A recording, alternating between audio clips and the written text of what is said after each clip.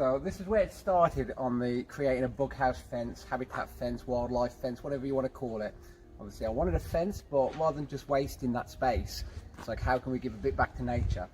So this was the original one, just on the front of the garden. I filled it with things like rocks, rolled up paper, logs, this is straw here, whatever really wants to go in it. And you could just put logs in, but if you then drill holes in logs, then you get even more habitat. So that's a really worthwhile thing doing. Pine cones are good, and I like pine cones. However, every time they get damp, they close, so they'll keep dropping down. If we go to this next bit, this is an example where this was an old sycamore tree. Now it works really well, loads of branches left, but if you just filled it, it would all drop down, so you don't want to do that because it'll spread. So what you do, you put these braces in every so often, staple them both sides, and that just holds it all together. So all the gaps in there work really well, because you'll have spider webs, all sorts of things like that. It doesn't have to be a set criteria what you fill it with. The problem was then, I liked the idea, and like with all ideas you want to expand them, but then I had to do the rest of the fence, which I'm very pleased with, but it takes a lot of filling. So if you walk along here, you've got one bit here, so I drill holes even in these structures just to give them more habitat. That'll be a masonry bee there where it's got the mud. You get other ones where they fill it with leaves, all different things. So again, you can see different habitats. But what's working really well here, which I'm really pleased with, is I've let the ivy come through from the other side, and eventually that will cover all the wall. And even though it's interesting texture now, eventually it'll be an ivy wall, but behind it you've got all that habitat which the creatures can live in. Again, you've got gaps, but the gaps are okay because, again, spiders and things can like that. It doesn't need to be solid. This was just loads of leaf litter, Christmas tree here, egg cups, another Christmas tree, pine cones. This is probably my favourite one, but it is hard work to do because you get the logs and you chop them up, that's fine. But then drilling holes, which sounds quite easy, but do it 1,000 times, it gets quite repetitive. However, I am pleased with this, and all I do is staple this side and staple the other time, and that stops it dropping down, because as it dries out, it wants to drop down. But that prevents it. Now, I don't like how I've done this one. It doesn't look as good. However, the method, this is the best method to do it. This is, if I was to say, of all the way I've done it, this is the best method to do it. So you can see these, even though I haven't filled these very well, I think my patience level would maybe a bit low on the day.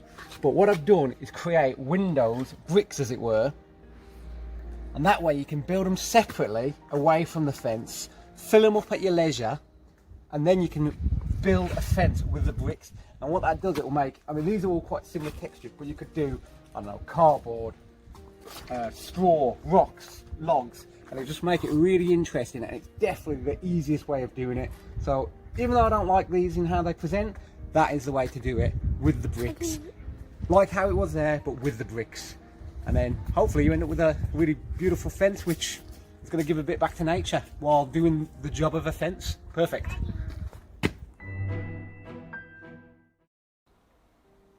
So people ask, what do you need in the garden for wildlife? Essential, if nothing else, is a pond. So only got a small garden, as we keep saying. However, we've got a pond. So it's about 3 foot by 3 foot and about maybe 2 foot deep. It's got rocks all around it, and I've put lots of rocks inside it as well. So that's good. One, because it takes away some of the depth. Two, it's good for creatures to hide, particularly frogs and things like that. And I've made sure all around the outside, something like a hedgehog can get in and out without any problems. So nothing's going to drown.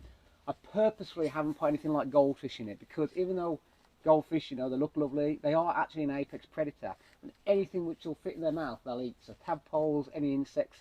So this is just wildlife. And now there's loads of frogs in here, there's loads of water bomb and all sorts of little creatures which live in here. I generally let the plants just run wild, but this is watercress, which you can pick and use in salads, make watercress soup. That's my favourite, and it grows very vigorously here. So that's due for picking now, so I might pick that today and make some watercress soup with it, which is very nice, I'd recommend. But I've also, you could just have the pond like that, but to have flowing water, one, it sounds nicer, looks nicer, and it is probably healthier for the water. I've got a stream. So the stream runs from over there underneath the hammock, so it's a really pleasant environment to lie in and listen to it trickling away. And having a stream as well, the birds love bathing in the stream. I've tried to make it so it's deep enough for birds to bath in it, and again it's just all really good habitat for creatures to live and hide in, all that sort of thing. So it flows from it. What I've done, which I'll show you on a picture in a bit, it's connected by a pipe at the bottom of there which flows to another vessel over here. So we'll have a look.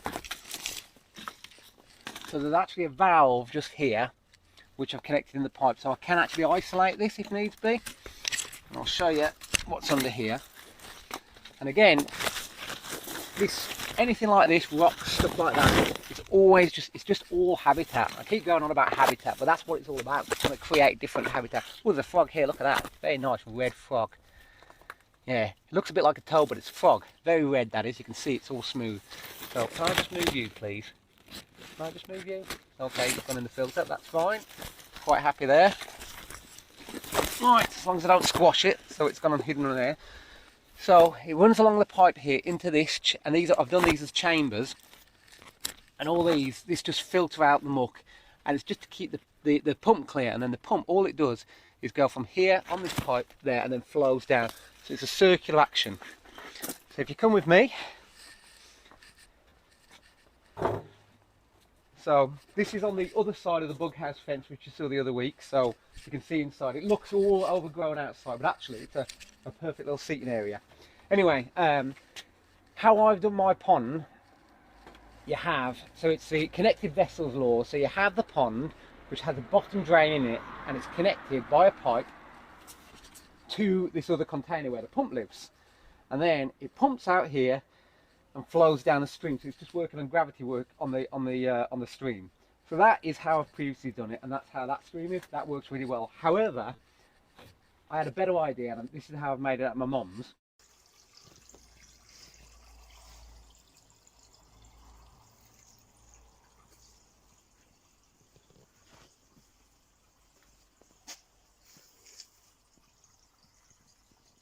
Same again, pond along the pipe into here, but instead of having the stream and the pond separately, you have this as one piece of liner, so it flows out. And the reason for that is, say for example, ice step, something happens where this stream ends up overflowing and it leaks. It'll keep leaking until the pump runs dry. Whereas this one, the level will drop across the entire pond, and so it'll drop all together, and then that'll be it. And it just makes it a more stable. You're not likely to have it run dry for whatever reason, which is a problem I have faced. Fingers crossed I've fixed that now. But yes, that's the way to do it. Old style, new style. I strongly recommend that. So yeah, as I said, pond, essential for any wildlife garden. Strongly recommend it. Just great. I mean, you sit here at night, croaking galore in the spring, sometimes croaking in summer, just because I think they're happy. And just brings in wildlife from all over. And you can even sit here and on the gravel you hear as frogs are hopping around at night. And they also keep slugs and things down. So yeah, win-win all round. Everybody's happy.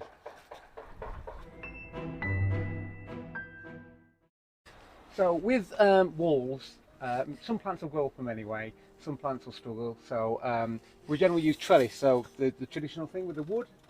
However, wouldn't do that at all anymore. I'm a big fan of using wires. So where they used to have these, you'd screw them up, you put them on the wall, you have to screw them to the wall, of course, and things have grown. So in this case, this is a jasmine. So this is, I mean, a ferocious monster at the moment. I need to trim it back at some point.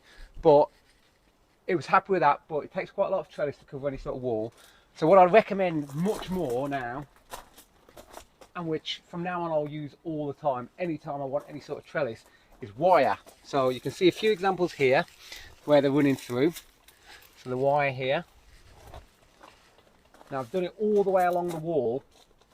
The bonuses of it, much stronger, much neater, and you don't really see it. So what you do with the wires, you have to have them going through the eyelets, but you use these, which are called turnbuckles. I believe the inventor was actually a Sheffield chap, and you connect the wire and then you tighten it, and over time when they're loosened you can tighten them some more. Really strong, really good, really neat. And I've done them high up as well, you can see how the Virginia creeper here is all running along them, but they're not easy to spot the wire. And then I've hung up these bug houses as well, which are up there. So it just works really neat, really much better. Stacks better than any sort of wooden trellis. Much smarter, much stronger, and in theory they should last indefinitely. So yes, that's the way to do a trellis now.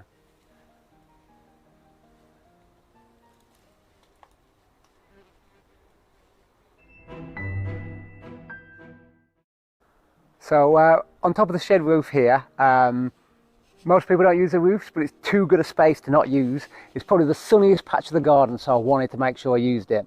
Now, it's somewhat past its glory days of summer just now. However, everything is still useful. There's lots of seeds from the flowers left for the birds. You've got the succulents, which are still growing. So what I've done, I strengthened it as much as I could underneath with big beams of wood, and it's got like decking boards across. Be keeping me company. And these are all in plastic trays. So they're in plastic trays which slot together nicely. So worst case scenario, if I did have a leak on the roof, I could take everything off, redo the roof and put it back on, but I really hope that doesn't be the case. So we've got succulents here, which is super tough. Just leave them, they to their own devices. We've got wildflowers here, which are somewhat, like I say, past their best now. However, they're still contributing to bees. Some are still flowering, got seeds for birds. And along the back, I planted tomatoes and chilies again, because this is the sunniest spot of the garden, so to not use it would just be a waste. Bird feeder up here, so it's nice and private. It's got the tree where they all sit and then can come out intermittently as they will. I've left water up here as well, always worthwhile leaving water for the birds. And the main feature on the top roof is that I've got my beehive. Only got one at the moment. Usually I have two, but it's just one at the moment. But they're very happy at the moment. They're all the last stocking up ready for winter.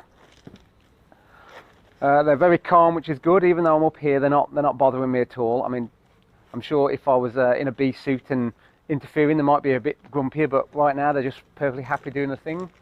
Without going into too much detail, this is the roof of the green garage, and it's just the thing about it, which is good, it keeps all the bees up here.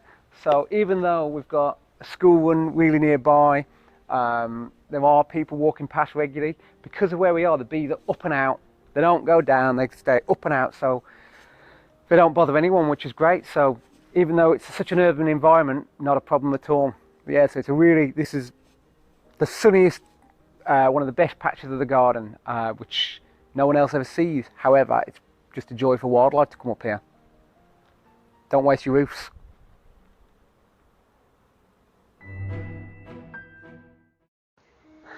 So the next bit I'm going to talk about is, I like to call it the green garage. So I've got a drive which I use for sometimes keeping the car on, more often than not sitting out on, or using to make things, etc. So I did want a bit of privacy, but it was trying to make a door, and it's one of my proudest creations. This, I wanted to make a door which wouldn't be like a big sail when the wind catches it. When it put away, it didn't take up too much space because I didn't want to restrict growing. So this is what I created. So it's sections of trellis, as you can see, and they're held with a hinge on each side. And then these are just your sort of gate handles, and I've cut the sides off. And then this is a scaffolding bar. So it's basically a big curtain. So it slides across like this. And it takes up no space, and when it is shut, you're not going to get the wind catching it because of all the little holes. The wind can pass through it. It's a bit like, for regards to privacy, it's a bit like a net curtain. So people sort of walk past but not quite see, but that's okay. It's a two-way street. I can sort of see out a bit, but not intrusive. So what I've done here, the structure of the garage is a pergola.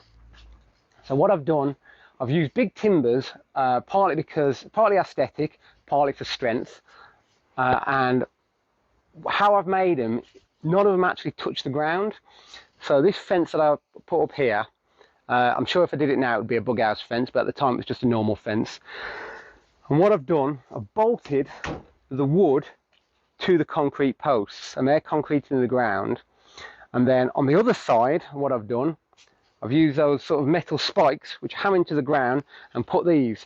Now those on their own, stood alone, wouldn't be strong enough, they'd topple over. But because it's all connected together, they all support each other, so it's a really strong structure. And because nothing's touching the ground, it will eventually, I'm sure, rot, but it buys so much more time. So in theory, this will last decades. So regards encouraging the plants to grow over, etc. This side, I've gone for more fruit trees. So this is a damson tree, which has got a lot of fruit coming on it just now. And I've grown them espalier style, so they don't take too much room, and they grow across. And then I've trained them to go over the roof. And I've used these wires, again with those turnbuckles, so there's wires all across. And even though they're really strong and doing a really good job, you don't see them like you would do a trellis, so it still creates a really nice open field. So there's some areas struggle with things, but I'm not going to talk about the staircase today, but again with habitat, I've made a dry stone wall here, and you can see the spiders galore in here, which is really good. And this side's good, the other side's bad. It's definitely a skill making a dry stone wall, which I don't have. Only one side. The other side is just haphazard, but that's fine, you can't see that anyway. So I've put lots of features in, so we've got lots of bird boxes. We had a wren in one of them last year, which was great. However, I know a wren can sing beautifully, but this one chose to just do its high-pitched, aggressive song all of the time, but it's still great having it. This area here, these are all quite bruiser plants. So we've got a climbing hydrangea here, and this one a potato vine. But they've done exactly what they're supposed to, and they've grown up really nice, and they're covering all of the roof. But then I've kept, so here, like I've done a hexagon, and what that's quite good, it brings in light, which is quite nice. It's an interesting feature, and I can look up through it and see the beehive up there. So I can sort of observe them from a safe distance if needs be. I put this window in as well. This window was I actually got it from a friend, and initially I had glass in it, and I sanded it all down, and I was going to make I wasn't sure what I was going to do, but I was thinking maybe like a mini greenhouse, and at the last moment the glass broke. Initially it was annoying, but what I've done now, using wires either side and above, it's all sort of held in place, so it's like a floating window, and then I've encouraged everything to grow around it, and it's quite good because I'll be working on the drive, making something, and people just come and chat. So it's exactly the same as a garage would be, but instead of having concrete solid walls, it's green walls. Now, it's not waterproof, so obviously if it rains I can't stay out here. However, it does buy about 10 minutes. So let's say I started chucking it down here and I was making bird boxes or something like that. Started chucking it down, it buys me about 10 minutes to get everything put away. So it's worthwhile for that, and it's just but it's a very nice shade. You get a nice dappled sun coming through, and it's just a very nice environment to work in. We've got teapots up here as well. Apparently robins like teapots. I don't think they've been nested in yet, but we can just make it and hope they come along and like it. That's all we can do, and hope for the best. But yeah, when I pull this, I'll pull the gate through.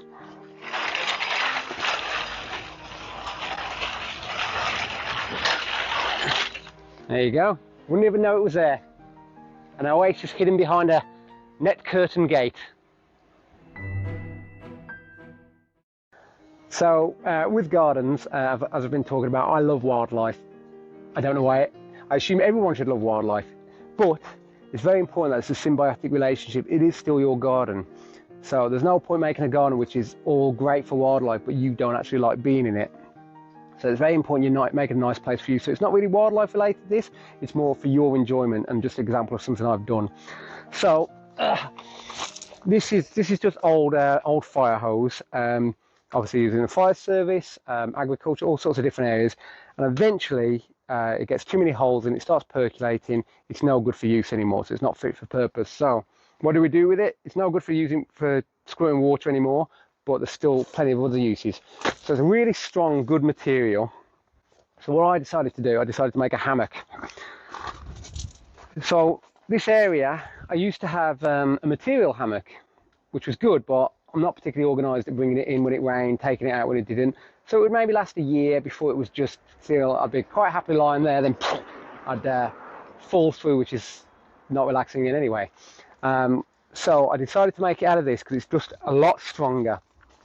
So all I've done is interweave it together, and I've held it together using Chicago screws. So you can see there's a screw head there, and you just screw them together. It isn't an easy material to use, I'm afraid. It's quite difficult, but if you can persevere and make through it, it's a really strong material. This, in theory, should last forever. All I've done at the top is use rope to hold it together, and that's what it hangs on. And that will eventually rot and break. However, I'll just replace it and use it again. Now, it just makes, it's a really nice environment to be able to sit out in and just enjoy. So I'm right next to the road here. People walk past, I can hear them, but they don't know I'm here, so it's a really tranquil environment. Something I wanted to mention about, so some people have said about the bug house fence, oh, I wouldn't like that, I'd get eaten alive, etc. It is habitat, and the whole point is they want to go in there and hide and stay safe. So it's not like if I lie here, even though this is all a bug house fence here, they're not coming out trying to bite me. They're staying in their business, I'm staying in there. So I'm lying here, being nice and relaxed. We've got a nice stream underneath, which I said about. So I can lie here and just hear the trickling. People walking past, and it's just a really nice, peaceful environment to sit in. I can hear the frogs from the pond. I can see the birds coming and going. And like I say, it's very important that you enjoy your garden too. There's no point having a garden that you don't enjoy. It's very important you enjoy it, and then so you work together. Why would you have a garden you don't enjoy? I've got another teapot up here. I love the teapots, putting them everywhere. So hopefully again, Robin, I mean, it'd be wonderful. Imagine lying in your hammock. I've got my robin coming and going, and I can just sit and enjoy it. What could be more relaxing than that on an afternoon with a cup of tea? So when I made the shed has evolved considerably. And initially, I had vegetables up there, and I just did a kind of makeshift ladder, which it wasn't particularly practical, definitely not safe. So I needed a more permanent thing, and especially with having a beehive up there, the last thing you want to do is going up and down on a ladder. So I had the idea of making a stairs. So I created a spiral staircase. Spiral just to maximum use of space, interesting feature. So what I did, I was looking online, I found some old scaffolding boards, bought them. Some were rotten, but some were okay, enough to make something. So, and I bought a scaffolding pole, and then scaffolding clamps like this. So all I've done is created a frame around the outside, so post here, frame around the outside, and that's just to kind of like hold them in position. But the principal strength comes from drilling a hole into each board and just lowering them. And all these do, you just screw them up. There's nothing fancy, you just screw them up, and so they just sit on top, and then I fix it on the far side. Now initially, I did it with a screw through, which worked fine, but eventually they are going to rot. So the best thing, I've adapted it since, and I've put in, if you look here, I've just put in bits of wood underneath, and all that does is you still screw it in from the side, but it sits on that. So it's all gravity, it's all just working together, and that just gives it a lot more strength. There was then the problem of underneath the stairs, because it's obviously going to be fairly dry, it's going to be dark. Now that is a prime example for somewhere where you can tend to put stuff, and it'll stuff you don't know what to do with. It ends up messy, so it ends up being an unpleasant area. But I don't want any of that in my garden. I want all of my garden to be enjoyable. So I made a hedgehog house first. Perfect area, quiet, secluded. If you look in, I'll point to it. So the entrance is just here. I don't know if there's a hedgehog in there at the moment, but all I've done, I've made this box so it goes in there, and then I've covered it all, and this is all just stuff I've cut back before, and I've just piled it on, and it just creates an area of seclusion and privacy.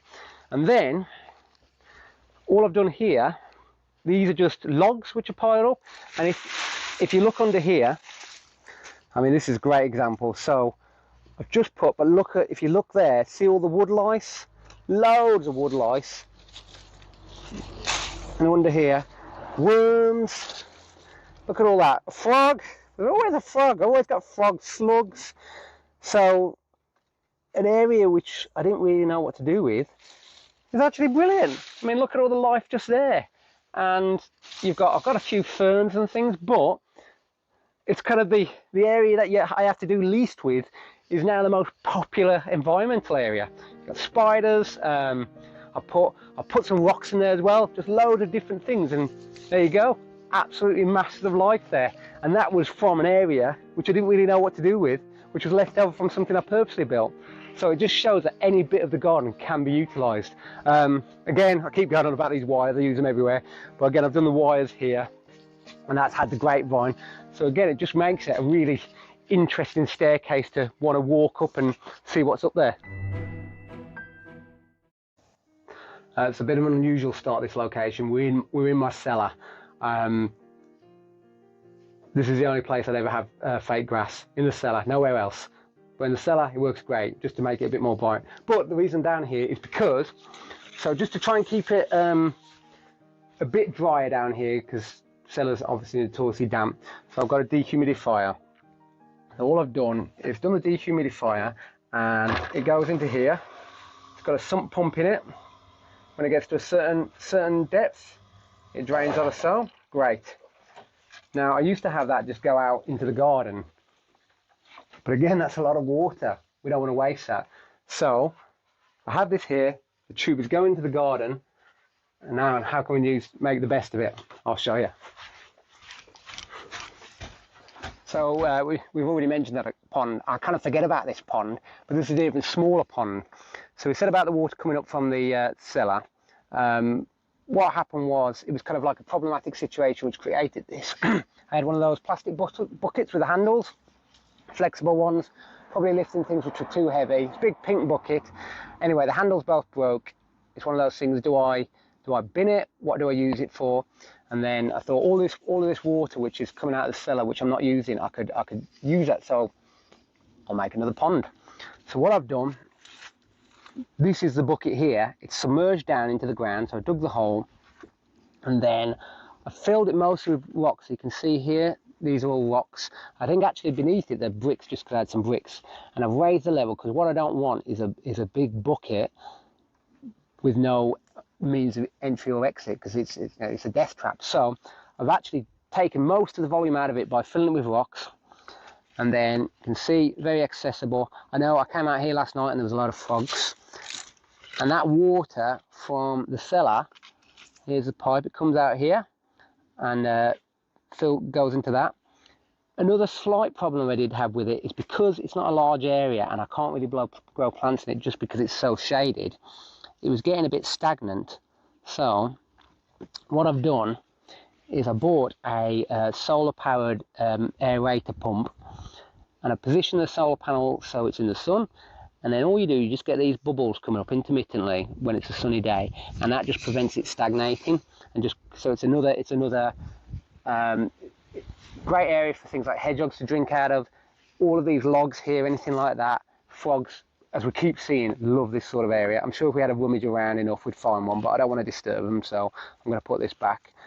So yes, even it doesn't have to be a big pond at all, that's just a big bucket really. Yeah, it's creating somewhere that animals can drink, hide, shelter, and therefore live. So it's all just little bits of habitat. A side note, even though we could use the front, I've blocked the front because people just tend to come around the back instead. So I put a brick wall. But what I've done with the brick wall, instead of doing it solid all the way up, you see people where they're suggested with fences, where instead of in the concrete bits at the bottom you put a hole. So what I've done is, when I laid the bricks, I've just left the gap like that, and all that means is things like hedgehogs can get in and out, because the more territory they can cover, the more successful they'll be. So yeah, that's another area I've done like that. And there we go. So just again, how big's that? Square metre? It's somewhere else animals can live. So this video I'm calling boxes. If for whatever reason you haven't got much garden, you rent maybe, or It's, I don't know, say it was all slabbed over and you didn't want to dig up the slabs. That's not, it's not the end of the world. You can use plant pots, you can make planters, whatever you like. Then you can take them with you if you want, or you can leave them. So I made an assortment here. So this area here, it's quite shaded. So I made a tiered box. All you do, you just put gravel or something like that in the bottom to allow drainage, and then you've got this tiered section which works really nice. I've done it. If you look at the other side, I've done a, I've used chicken wire here, and it might be, again, we're coming towards the end of the summer, but you know, all of this plants are growing up here nicely. I've got the ivy growing there, which I want to encourage up more and more, and it just, again, it ends up more area that you can grow. I've got a hanging basket here as well, and it's not just a hanging basket as in that looks nice, it's a feature of my shed. So without going into detail on the shed, I made the shed, and it's an extra wide door, extra tall door, which is good for getting in and out, maybe a bike or whatever. However, it does mean it's a heavier door, but ta-da, we've got a wire connected to that, so it's a hanging basket with purpose. I've also made a planter at the back of the door here, because normally this would be just the fence between me and the neighbour, which is fine. But again, it's you get the sun in the evening here, and I didn't want to not use it and just have it where you keep the bins or something like that. So I made a particularly as deep as a fence panel would be. I think the bottom, again, it was just stuff lying around, maybe old rocks, anything like that you just want to get rid of. Filled it with soil, and I have gone for harder plants here like a buddleia, which is super tough, but butterflies love buddleias. I used to call it the butterfly plant when I was a kid. And I've gone for sunflowers. My record of sunflowers is about 12 foot. These aren't going to do it this year, but it's still going to be good. I do like the monsters. There's something very entertaining about it. So yes, all of this area is going well. Got the water butt sat on top of these concrete planters. We've gone for a hellebore here and geraniums there. And again, it's just trying to bring greenery wherever we can. And then it's not plant box related, however, it's still on the theme of boxes. You got a soil pipe. What can you do with a soil pipe? Pretty dull, pretty essential. However, and it wasn't my idea, I did see this from somewhere else, but I made bird boxes, and behold, there they are. Whatever wants to live in them can do. I was hoping sparrows, that's why I built them near to each other. But yeah, so I've built them up there. All I've done to fix them to them is just use tie wraps. I just kind of hung out my bathroom window to do it. And then I've made another little section here. Again, I've done them close together with a view of hopefully getting sparrows coming in. But again, so even this area here, which is a tiny area, but you can still green it up and bring life to it. Maybe you can't have the log piles and things like that, but you can still have the flowers and things like that, which wildlife will like. And again, a bird feeder here if they want to come and utilize it. There we go. I've planted sweet peas here as well, just because they smell nice. So any space can be used. So this is boxes continued. I'll show you boxes at the back of the house. This is boxes at the front of the house. As you can see, it's only a small area at the front. I remember looking at a house once, and it was a big kind of plain front, and I was like, what would make that look interesting? And it was like, window boxes. Why don't we have window boxes? And I was like, I haven't got window boxes on my house, so I made some window boxes. So all it is, it's just you have a piece of wood at the back which you bolt onto the wall, and then you just make the window box and have it sit in front. You can buy them as well, but I made all these, so it sits really nice. And then I've done a slightly deeper one here. The reason I did that is because I planted a wisteria, and I wanted to give it plenty of growth. But all of these plants, again, we come to the end of the summer, but they seem to do very well. It's a really nice sunny spot. We get quite a bit of shade because of the front, but you just adapt your plants accordingly. I've also made one in front of the bedroom window upstairs, and what initially was an error, the pieces of wood that I bolted to the wall to then screw the bird box on were too big, and I was left with, they were jutting out, and I thought, it doesn't look particularly smart. What could I do with that? So then I thought, we'll make a bat box. So apparently bats like it they like a sunny spot. They like it to be warm, and they like it to be no draft. I don't like any draft. So all I've done is just created, following instructions I found online, and just created all that front bit as a bat box. Again, I don't know if there's any bats in there at the moment, but hopefully they'll come. I see them flying around, so they are in the area, and I can see them when I look out the lounge window that they are in the area. So hopefully they'll be drawn in and do that. And the good thing about upstairs, the window style, you can open it from the bottom, so it's really easy to water, really easy to maintain. So why stop? And we've got our plants on the windowsill. Why stop there? So window box here. Now it's south-facing wall.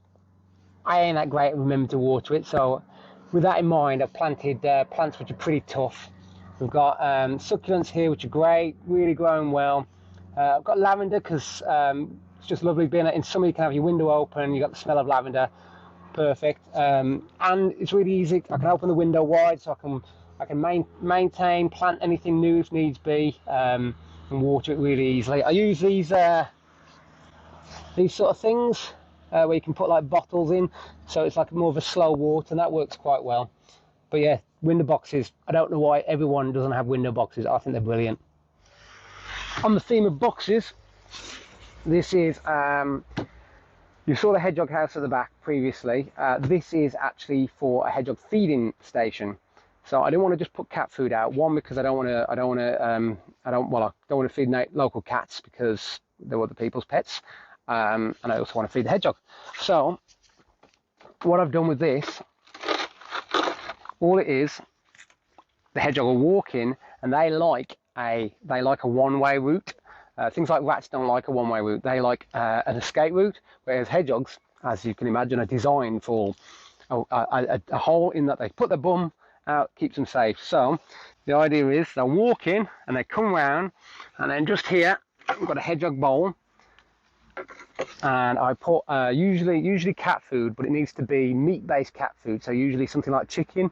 You shouldn't use fish. You can feed things like live mealworms, but not dried mealworms. That's bad for them. And you can buy obviously hedgehog food in particular. But I actually set up a camera in here as well, so I see the hedgehog coming in and out, which is really great. I try and top it up fairly regularly, but yeah, long route. Initially I did quite a short route. But the cats were able to get around it, so I've had to adapt that now, but it's working pretty well at the moment.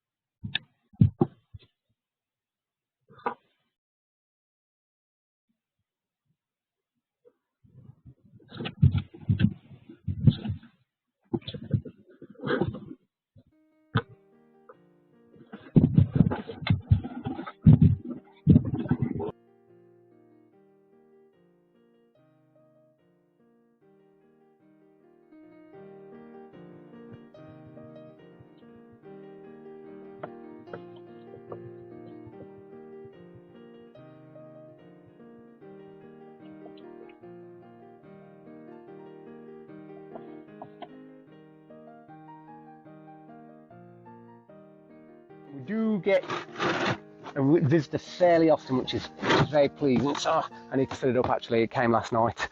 And that's it.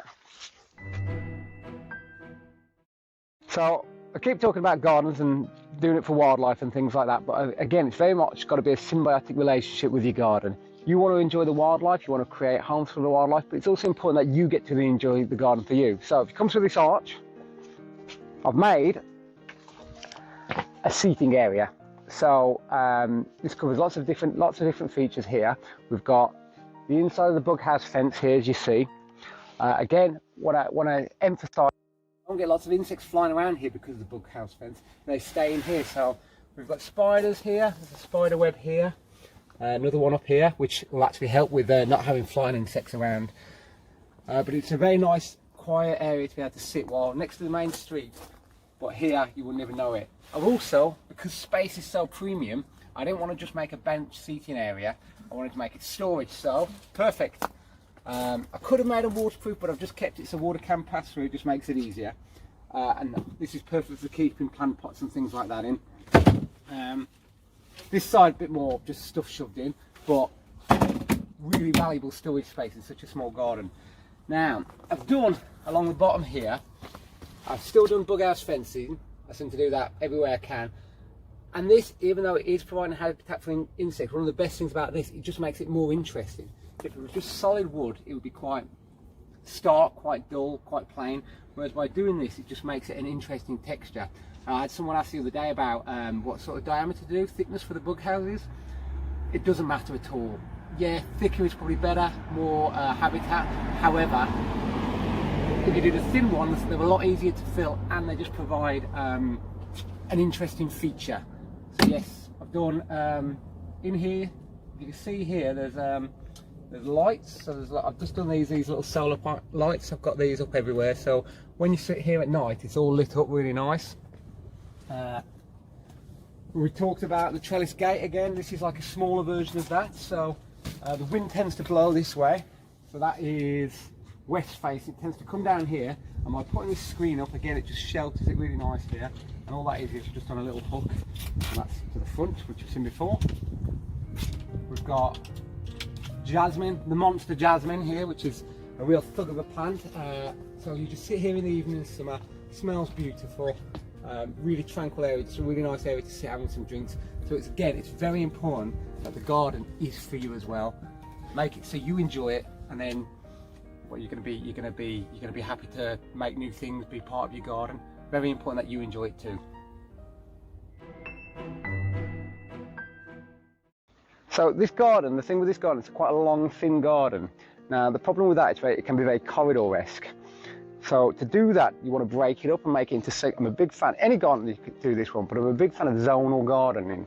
And the best way to do that was with arches. So I've created 2 arches at different locations. And the idea of them is, one, it gives more growing platforms. So in this case, I've got winter jasmine and ivy growing up here. We'll talk about more things later, but so that's the idea of this. I've made this out of a sycamore tree. So lots of branches of a sycamore tree, just wattled down, so like wattle and daub, but without the daub. And I've built this up, and all that does, it creates an area where you're drawn to go through. If you see an arch or anything like that, there's a desire to go through and explore. So that's what I've done with this. Now, it is getting a bit tired, some of these bits, so the wood obviously gets dried out and rots.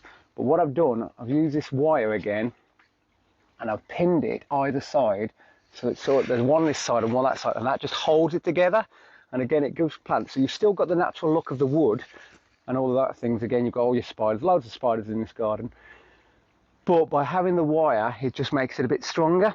A few people have asked about how you set it up and adjust it and things. I am going to do a proper video on that at some point. So if we come through this first arch, I've got another arch here, but this is a more solid one. I've framed it with bug houses on the side, again with the kind of how I've done the fence with the wire mesh. The gap here where the stream runs through. And again, this is just a bar here. The idea is it's a chin-up bar, but it's generally a swing. Yeah, that plan kind of worked a bit, and then we've got another arch here. Again, same thing, but this one's in the middle. And by having them off centre, it just draws you in wanting to go and explore them. Same again, this arch. It is harder doing it in the centre, but I've been very pleased. And again, we've got jasmine coming up, we've got ivy going over, and there's drawn in, and then you're drawn in, and this is the seating area, which is in a previous video. So really good, just creates zones, just draws interest, and again, you can grow your plants up, and it gives it a really good trellis area for things to grow up. So yeah, arches, zone, very, very important features. Right, so beekeeping. I'm not going into a great detail with this because there's plenty of people who do beekeeping who know much more about it than me, and I watch lots of their videos. However, I'm just a bit about particularly urban beekeeping.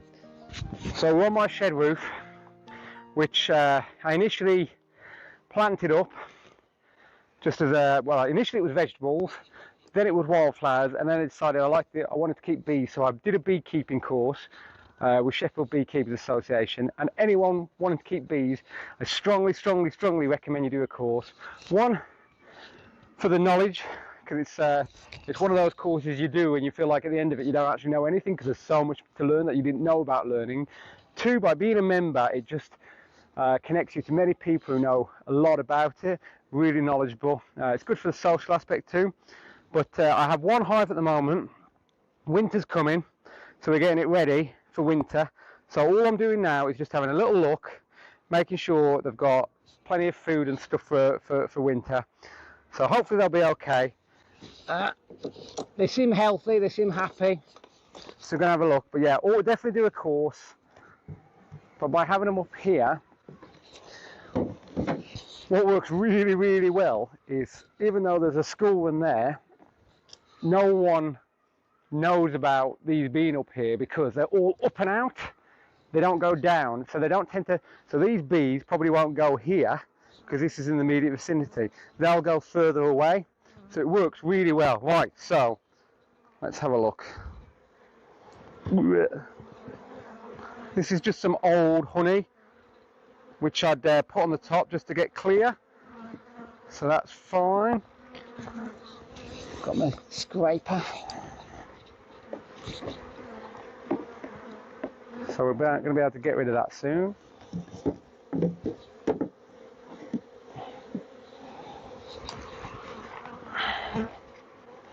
So they stick stuff together with propolis bees, so everything's always quite sticky. It's not honey, it's called propolis, which is kind of, it's this substance here. And you can, I mean, it's supposed to have health benefits and things as well. So I'm checking, because basically they're living in here and here, and this bit is actually old honey which I want them to take down and store in that. So I'm going to take this top box off, just put it there. Alright, and then we're going to have a little look under here.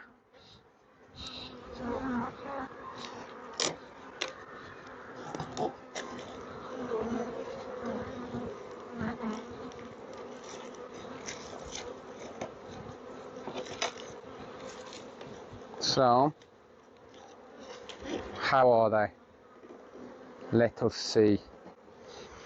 So again, I'm not doing this as a tuition bee thing because there's people who know much more about than me, but I'm just giving basics. So this is called a queen guard. So what that is, it's not so much now,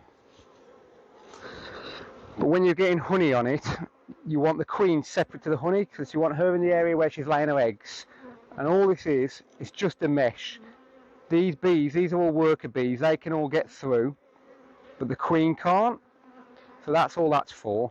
So I'm going to take this off, and I'm actually going to swap this. I'm going to have a little look in this top bit first, check that the queen's not under here, and I'm just going to have a little look in these.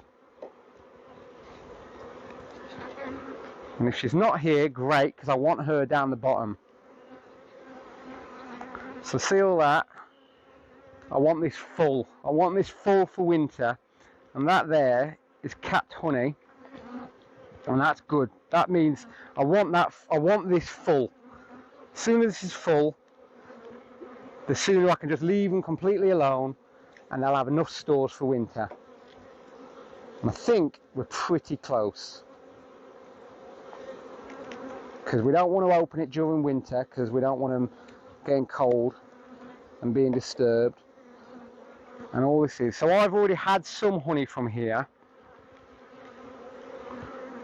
but I only take the excess, so I always make sure that I leave them plenty. Some I think you're more like business beekeepers, they take all the honey that they make now and then leave sugar water and things like that for winter. But even though I get the bonus of the honey from this and I make the lip balms and things, I see this as being more of a hobby to help bees out than to get honey. Any honey I get is a bonus. It's just quite nice. But again, we're a team. my bees. I look after them, make sure they're healthy, and got all the things they need. And then if I get some honey from them, great. If I don't, that's okay too. It's not a a contract they have to agree to. So we're just having a look here. These are all fine. So I'm happy with this. I want a bit more, basically. So they've got honey in here, and I just want a bit more in here. They have, I reckon, got enough. But the last thing we want is them not having enough. So that's a really nice one. That's all nicely covered there. So that's all capped and ready for winter. So yeah, the last thing we want is them going into winter and just, well, starving. Because so they don't hibernate, bees, they just hunker down. So if it's a sunny day, they'll go out. That's why it's worth having pollinating plants in winter too. But yeah, so if it's a sunny day, they'll go out in winter. If it's cold, they'll not. So we need to make sure that they've got plenty of stores. So wearing at the moment, obviously the bee suit, and I've got marigold gloves on, and I've gone for 2 pairs because they're quite thick, but I've still got a reasonable bit of dexterity. So I'm somewhat cursed in that, even though I love gardening, I do get hay fever, and I love bees, but if I get stung, say I get stung on my wrist, it's not very pleasant anyway, but what will happen for me is I don't swell up there and then, but for about 2 days, it'll be itching. So for 2 days, I've got to remember, don't scratch it. And if I do scratch it, my whole hand will swell up. So I just try to not get stung, which I think is probably standard. So I'm putting this on here. I'm not even going to look at this bit. That's ready for winter now in there. I'm giving them a bit of a smoke. Now the smoke, it doesn't hurt them at all. All it does is make them feel full. So imagine you've just had a big meal, you know, you just feel full and lethargic, and they don't like it, so they just kind of hide away from it. And I do my absolute best, as would any beekeeper do. But unfortunately, sometimes you do squash bees. No, I don't want that bit. So, telling you about sticky, I don't want this bit. Yeah, so sometimes it can't be helped, you do squash them, and I do my absolute best not to, and I think every beekeeper would say the same, because at the end of the day, you don't keep bees because you don't like bees, do you? You keep them because you like them, you know. And without getting into too much detail, basically bees, due to past mistakes of beekeepers, they can't survive without beekeepers now, because there's lots of diseases out there. So a natural hive now will catch one of these diseases and eventually die.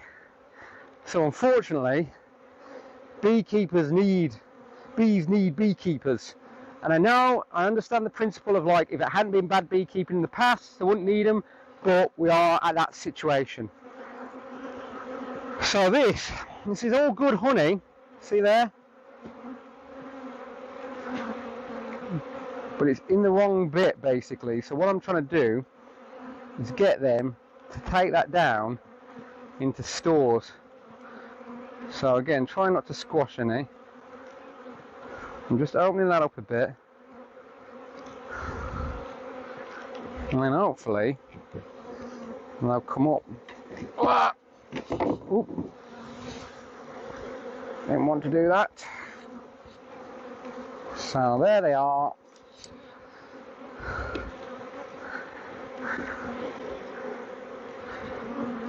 So I'm happy with how things are looking. It's a beautiful day today, and obviously they're all out and about. and they'll all be out getting pollen and bringing it back. And hopefully we are all going to be good for winter. And that is a whistle-stop tour of beekeeping. Again, don't see me as an expert on bees.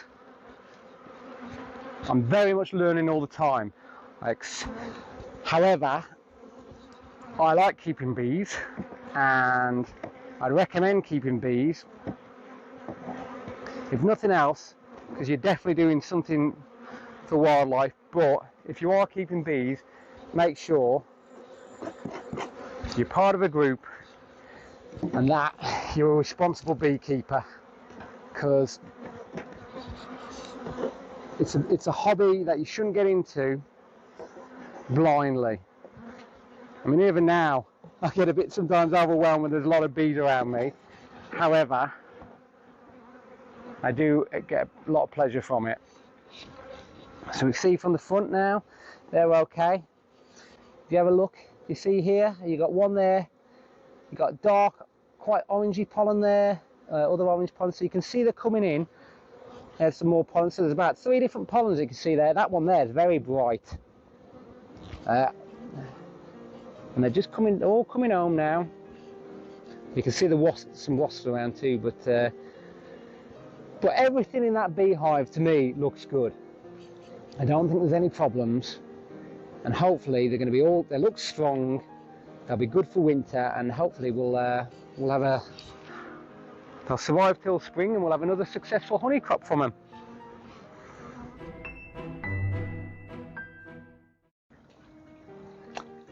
So higher up the wall you go, the more difficult it is to sort of maintain and look after. Quite a dull area, the gable wall, not really much you can do with it. So what I've tried to do is I put this trellis in with the wire that you've seen before, and I'm drawing all the plants growing along here. Currently the Virginia creeper, which is racing across, and then to make it to give it places where things can live. I think I might have mentioned it earlier. If you think about it as surface area always, how can you make the more surface area you give something, the more habitat there is for it. So if we just have a blank wall, there's nothing, very little anyway.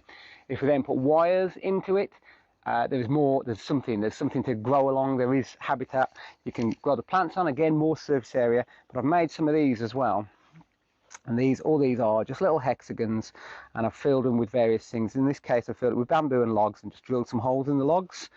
I mean, particularly in this one, I know the most easy one to spot that you've got living is spiders, because they leave webs. I don't know if anything else is here. That's kind of the curse and joy of bug house fences. You don't know what's living in there, you just make it and hope they move in. But all that does, that just hooks on and sits there, and that's it. And in theory, you could do as many as you want. In this case, I've probably made maybe about 12, 15 in total, and just hung them on different areas. But eventually, they'll just have plants around them, because the plants are going to cover all this wire, and it'll just make what is otherwise quite a dull feature in just a plain end wall. It'll make it both look attractive and give something where wildlife can live again. So even just a flat wall is somewhere, an area you can use to make homes for wildlife. This is my attempt at vertical vegetable gardening. So it's a hydroponic / aquaponic style garden, and the idea is you can garden vertically. It's getting more and more popular now, and this is my attempt at it. I initially tried with things like cabbage and stuff like that, but I didn't get it very good. However, what did really well was watercress. In some ways too well, I'll explain why in a moment. So watercress, really like this sort of environment. This was actually on Gardener's World when I was on it in June, and it was particularly lush and green then. Obviously we've passed that point now, but come next year we'll do it all again. So I'll just try and explain a bit how it works and the idea behind it. I think I've got it just how I want it, but there's always room for improvement. So you start off with a reservoir. So in this case, it's like a trough pond I've made. Now, one of the things I've done with this, just to make it more interesting than anything, it's nothing related to the plants growing in it, but I've filled it more or less with rocks. Now, say you wanted a pond, but you had kids and you were nervous about that, or something like that, or a pet. This is a really good way of doing a pond, which is good for nature, but also very safe, because you make the actual pond and then all you do, you fill it with rocks, and that's really good for habitat and all that sort of thing. I bet we'll have a look. This is also a next feature under here. Have we got anyone? Not today, which is unusual. However, that doesn't really matter, because what I'm showing you here is, this is where the pump lives. So I've got the pump here, which goes up this pipe, and I've got all these little cuts. You can do all sorts of things like that, and that's around it just to kind of filter out all the muck and stuff to keep the pump clean. But yeah, usually there's a frog there, but not today. Anyway, so it goes up here, this pipe, all the way to the top, and then what happens? It flows along. It fills these chambers and comes down these pipes. I've left a couple in just to sort of see, so I'll give you an example of here. So I previously just put them in loose, but watercress grows really vigorously and you get really big roots. So rather than having the roots blocked it, by doing this, it just makes it much more manageable. And if you look, there's all sorts of critters and things in here. So see, there's a critter there, all sorts of things like living in that. So you've got all lots of bits of wildlife in there, but by being in those cups, I can snip the roots if needs be, if they get too big, so that they don't block the pipe as easy.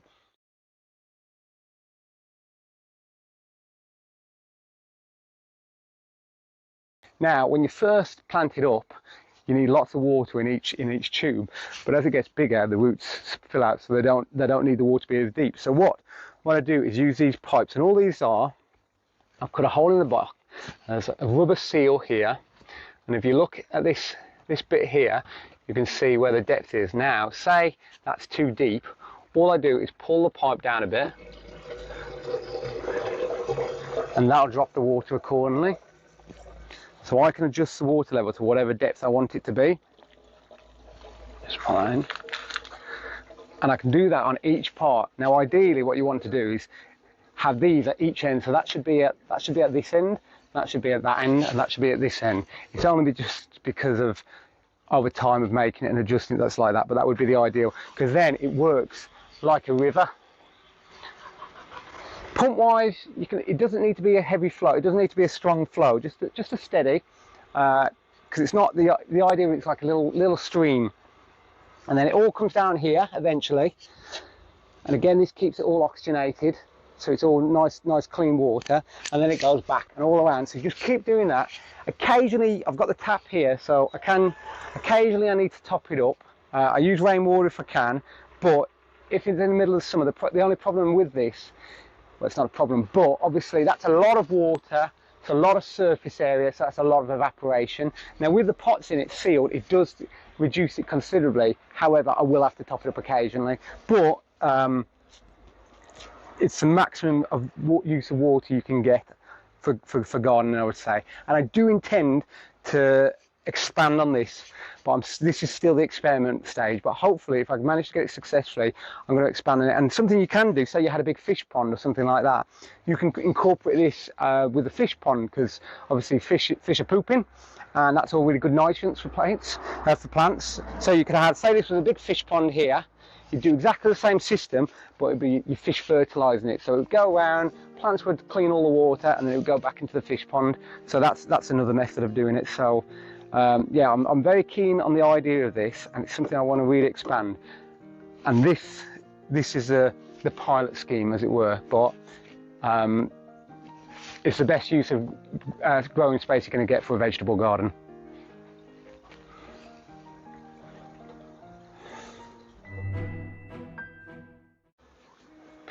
I was buying a shed, I'd bought it and it came and the base wasn't stable enough.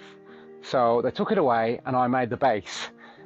And then on making the base, I went, well, I got creative and decided to make the shed. So everyone just needs a shed. I get that for just storage and things like that, but you can still make it interesting. So initially, I've made the shed, I've done a mosaic, which took considerably longer than I thought it would take.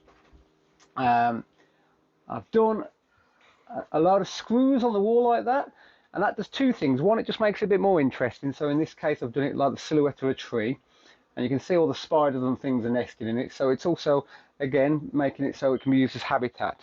But my main feature that I like with the shed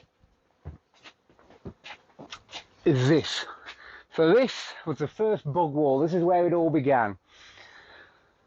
So I made the shed wall, and it was just a plain wall, which was fine, but I wanted it to be more interesting. So these are basically shelves about that deep of wood. So imagine I've made a shelving unit in front of the shed, and then all I do is fill it with bits of stuff. So you've got old pots there, pine cones, logs. If you come in close as well, these are good examples here. So where I've drilled all these holes into these wood, see how it's sealed there with mud? So we've got solitary bees living in there. They've also gone in some, so right here, there, if you see that one, that would have had a bee in it, but you can see it's hatched now. So we're getting bees coming and going on there, which is good. And again, it looks nice too. That's the other feature. I don't want to just make things which are good for wildlife. I want it to look good too. I think it achieves that. Now, water is something that, particularly in the UK, we regularly take for granted because we have lots of it. But if you try and imagine to save every bit of water, not only is that a good thing to do for the environment, it's good for your creativity too. So we've got the shed roof, which you've seen before, and the water flows off there. You can see the edge there. And initially I didn't have a gutter, which was fine. It was just dripping off. But if I put a gutter in, it gives you a lot more control over things you can do. So I put the gutter in, and then I made these. Now these are just downpipes, and all you do, it's a square pipe, and all you do to make these is you cut about halfway through. So you cut from the front corner to the middle corner, and then using something like a paint stripper gun, anything like that, you just heat it up a bit. Not so hot that it gets too hot to touch, but just so it's pliable, and then you bend it, and nearly straight away after bending it, it'll solidify. So then you've got this shape. So all you do then is in this top section, put some fat gravel in the first bit. So put some fat gravel in that bit just to block the hole at the back. Then put some light gravel and then fill it with soil. And in this case, I've made it as a herb garden, and it's really good because you can label the herbs. I don't think the labels are in sync anymore, and chives have done the best because it's quite shaded. So what happens is we get rain, it comes into the gutter, it then slowly trickles down. And if that isn't every bit of water caught, we've then got, so between this one and this one, I've connected a plastic tube, plastic gutter, and I believe it's called a French drain. And all it is, you get the tube, you drill loads of holes into it, loads of little holes, and then you fill it with gravel. And what that's doing two things. One, it's slowing down the water, but by connecting it on the bottom here, it's also giving strength to these pipes. So that's holding it all together, and they'll be working together, and all of this water, any water, will then be slowly released here, and that will water this area, this garden. So every drop is used, and if you try and do that for everything, then well, yeah, it's just a good way of being creative, making the best, and what would otherwise have just been wasted is now being used for a purpose.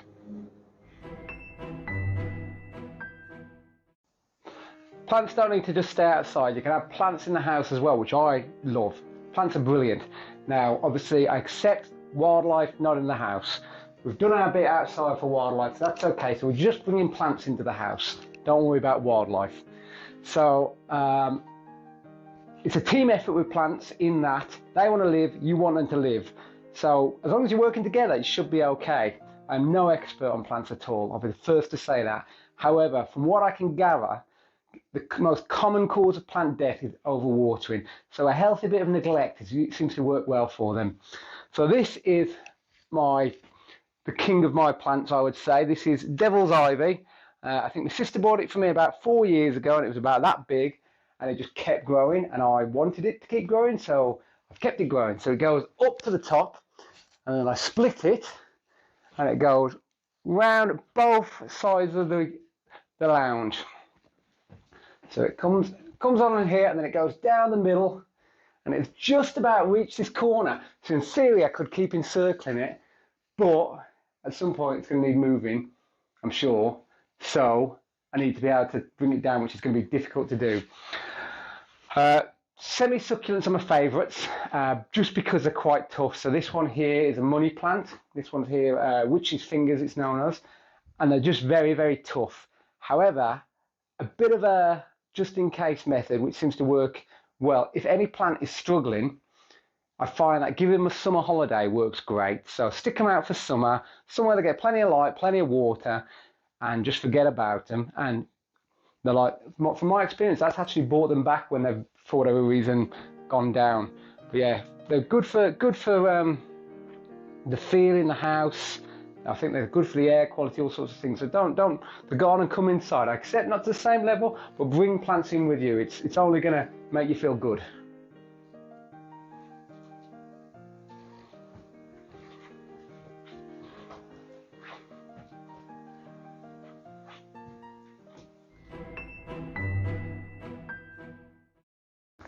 So I have very mixed feelings about the making of this video. Like with all things change and people move on, etc. And for me, it's no different either. So I've loved this garden. I've loved making it. I've loved showing that a small space can be a wildlife haven and also somewhere you can enjoy yourself. I've loved every bit. However, I am moving house. So I'm going to be leaving it behind. I'd like to take it with me, but you can't take your garden with you. It just doesn't work. There's many things I'd like to take, but I also, the people who are moving here, I hope they really enjoy it and really get a lot out of it, as much as I have. And obviously it's up to them, but I hope they also continue with it. I've loved it all. However, it's okay. I'm just going to do it again, bigger and better. Now the garden I'm moving to is in many ways the anti-garden of what I like. It's plastic grass and it's gravel. So I get the joy of bringing it back to life, and I intend to bring it all back to life. So imagine this garden now times the scale of it, bigger and better, more wildlife, more birds, more everything. So I'm gonna do videos of each bit of it, each the journey. Some of it I know what I'm gonna do already, others I don't. Like with all things, they evolve. So I really appreciated the comments and people who've subscribed and watched my videos and that you've enjoyed it. And I really hope you continue and get a lot out from the next ones that I'm going to do. Again, bigger and better. Very excited by it all. It's going to be really fun. Really looking forward to it. So I've left my garden at Springhouse Road. Very sad. Thoroughly enjoyed the garden. It's been great to do. But now I've moved house, so one journey ends, a new one begins. So this is where I've moved to. It's a considerably bigger garden. I've never had a big garden. So I'm really looking forward to all the things I'm going to do with it. And basically, I've got no idea what I'm going to do yet. Different ideas are bubbling away, but they always change. This is part of it. And well, what I'd really like you to do is comment, like, subscribe, and because whereas before it was the garden finished, this is the full garden journey. So we're gonna, from start to finish, and I hope it's something you enjoy and join with me. Thank you very much.